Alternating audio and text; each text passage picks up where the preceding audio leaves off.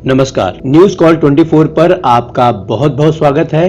आज हम ओपिनियन भारत में आपको बताएंगे कि जातियों के चक्रव्यूह में फंस गई है एनडीए की 4 सीटें। यूपी में आखिरी चरण में 13 सीटों पर वोटिंग होनी है। उत्तर प्रदेश के अंतिम चरण के चुनाव में जातियों का फेर एनडीए कैंडिडेट के लिए भारी पड़ने वाला है। समाजवादी पार्टी और बहुजन समाज पार्टी ने ऐसे कैंडिडेट खड़े किए हैं कि एनडीए के लिए प्रमुख रूप से ये 4 सीटें मुश्किल हो गई हैं। उत्तर प्रदेश के अंतिम चरण का चुनाव 1 जून को संपन्न हो रहा है। कुल 13 सीटों पर यहाँ मतदान है और 4 सीटें ऐसी हैं जहाँ जातियों के चक्रव्यूह में एनडीए बहुत बुरी तरह फंसी हुई है। साल 2019 के लोकसभा चुनाव में उत्तर प्रदेश में भारतीय जनता पार्टी के दमदार प्रदर्शन और प्रधानमंत्री नरेंद्र मोदी की वाराणसी में बहुत बड़े अंतर से जीत में यह तथ्य दबकर रह गया था कि पूर्वांचल की कई प्रमुख सीटों पर बेहद करीबी अंतर से हार जीत हुई थी। मछली शहर, चंदौली, बलिया आदि में बहुत मामूली अंतर से पार्टी के कैंडिडेट जीते थे।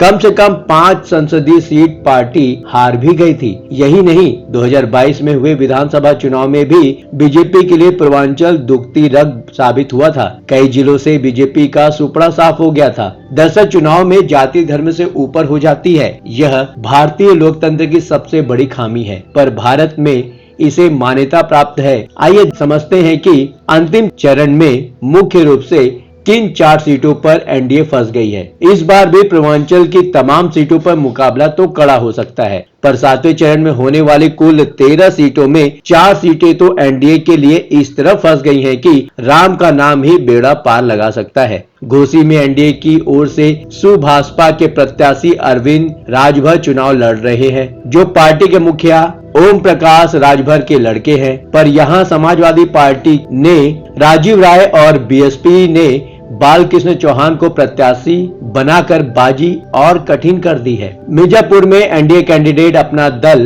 की केंद्रीय मंत्री अनुप्रिया पटेल का मुकाबला समाजवादी पार्टी के राजेंद्र एस बिंद से है। यहाँ बीएसपी के मनीष त्रिपाठी भी दौड़ में शामिल हैं। चंदौली में बीजेपी कैंडिडेट केंद्रीय मंत्री महेंद्र नाथ पांडे का काम बिगाड़ रहे हैं। समाजवादी पार्टी के वीरेंद्र सिंह और बीएसपी के सत्येंद्र मौर्य सबसे हॉट सीट बलिया बन गई है, जहां से बीजेपी कैंडिडेट पूर्व पीएम चंद्रशेखर के पुत्र नीरज शेखर का मुकाबला समाजवादी पार्टी के सनातन पांडे से हो रहा है। जातियों का चक्रव्यूह। पूर्वी यूपी में जातियों का चक्रव्यूह ऐसा है कि कोई भी पार्टी चाहकर भी अपने कोर वोटर्स के वोट भी नहीं सह सकती। दिक्कत यह है कि किसी भी पार्टी के कोर वोटर्स तभी तक पार्टी भक्त हैं जब तक उनकी जाति का कैंडिडेट उस पार्टी से है। अगर पार्टी का कैंडिडेट किसी और जाति से है और मुकाबले में किसी दल से अपनी जाति का कैंडिडेट है तो कोर वोटर्स का भी मन बदल जाता है। बलिया में बीजेपी से नीरज शेखर उम्मीदवार हैं, जो राजपूत हैं। बीजेपी के कोर वोटर्स ब्राह्मण हैं, पर चूंकि समाजवादी पार्टी के कैंडिडेट सनातन पांडे हैं, इसलिए यहाँ ब्राह्मण वोट कहाँ जाएगा, इस पर संदेह हो गया है। सनातन पांडे दूसरी बार चुनाव लड़ रहे हैं। पिछली बार बहुत मामूली वोटों से वो चुनाव हार गए थे। बताया जा रहा है कि बलिया सीट पर चुनाव राजपूत बनाम ब्राह्मण किया जा रहा है। बीजेपी ने कड़ी मशक्कत करके यहाँ के स्थानीय भूमिहार नेता नारद राय को समाजवादी पार्टी से लेकर आ गई है कि कुछ तो डैमेज कंट्रोल किया जा सके। चंदौली में भी ब्राह्मण बनाम ठाकुर हो रहा है। यहाँ समाजवादी पार्टी का प्रत्याशी राजपूत बिरादरी से है। वीरेंद्र सिंह यूपी में मंत्री रह चुके हैं। यहाँ जातियों का एक तीसरा एंगल भी है। बीएसपी कैंडिडेट मौर्य बिरादरी से आते हैं और इस सीट पर इनकी संख्या भी ठीक ठाक है। मौर्य लोग बीजेपी को वोट देते रहे हैं, पर इस बार कहां देंगे यह समय ही बताएगा। घोसी में भी जाति अहम फैक्टर बन गया है। एनडीए के प्रत्याशी अरविंद राजभर को बीजेपी के कोर वोटर्स भूमिहार वोट मुश्किल से मिल रहे हैं। कारण यह है कि समाजवादी पार्टी ने भूमिहार प्रत्याशी राजीव राय को यहां से टिकट दिया है। बीएसपी बालकृष्ण चौहान भी अनिल राजभर के वोटों में सेंध लगा रहे हैं।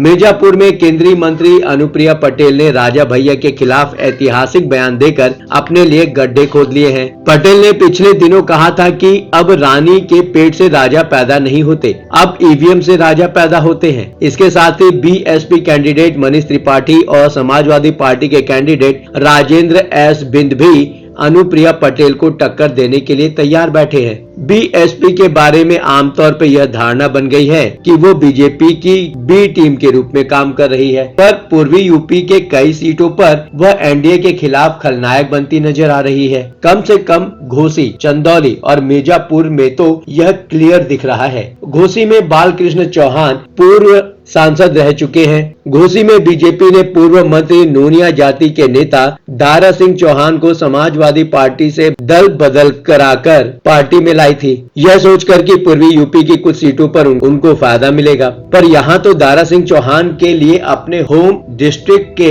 ही नूनिया वोट ट्रांसफर कराना भी मुश्किल हो गया है। इसी तरह चंदौली में बीएसपी उम्मीदवार सत्येंद्र कुमार मौर्य बीजेपी उम्मीदवार महेंद्र नाथ पांडे के लिए खतरा बन गए हैं। दरअसल बीजेपी यहां से उस समय से लगातार सीट जीत रही है जब पार्टी का कारवां अभी शुरुआती दौर में था। 1991, 1996 और 1999 में बीजेपी लगातार यहां से जीतती रही है। यहां से आनंद रत्न मौर्य ने बीजेपी के लिए हैट्रिक लगा चुके हैं। जाहिर है कि बीजेपी को मौर्य लोग वोट देते रहे हैं। इस बार Maurya vote BSP candidate Satyendra Maurya के चलते खतरे में है।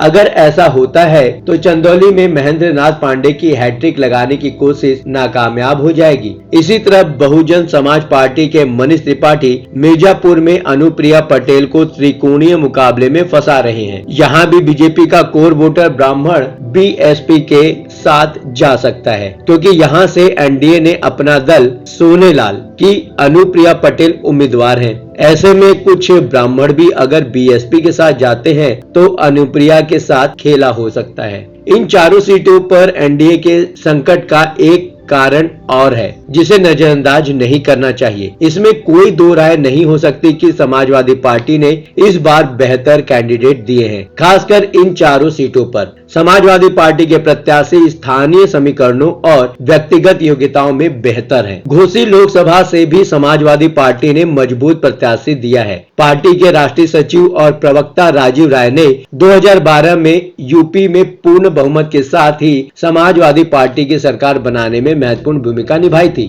वह पार्टी का मीडिया चेहरा होने के साथ तमाम सामाजिक कार्य जैसे एजुकेशनल इंस्टीट्यूट आदि भी चलाते हैं और सबसे बढ़कर स्थानीय जातीय समीकरण के हिसाब से बिल्कुल फिट बैठते हैं। घोसी लोकसभा से इसके अतुल राय, कल्पनाथ राय, राजकुमार राय, झारखंडे राय जैसे तमाम भूमिहार नेता प्रतिनिधित्व करते रहे हैं। जाहिर है कि भूमिहार जाति के लोग चाहेंगे कि यह परंपरा बनी रहे। इसी तरह मिर्जापुर से समाजवादी पार्टी के उम्मीदवार राजेंद्र एस बिद हैं।